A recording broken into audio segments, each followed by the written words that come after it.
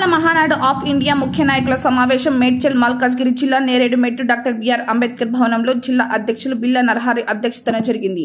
ఈ సమావేశానికి ముఖ్య అతిథిగా జాతీయ అధ్యక్షులు డాక్టర్ పసుల రామ్మూర్తి హాజరై ప్రసంగించారు।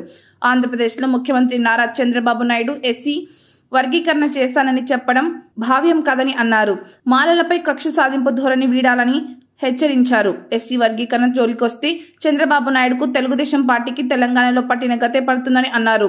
ఆంధ్రప్రదేశ్ మాల సంఘాలు టీడీపీకి ఇచ్చిన మద్దతు వెనక్కి తీసుకోవాలని పిలుపునిచ్చారు।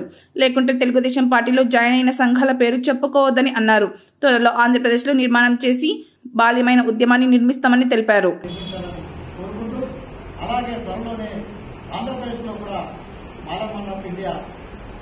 సమావేశాన్ని ఏర్పాటు చేసి బలమైన నిర్మాణం చేసి వర్గీకరణకు ఎవరైతే మద్దతు ఇస్తారో పార్టీలకు వ్యతిరేకంగా పోరాడతామని తెలియపరుస్తున్నాం।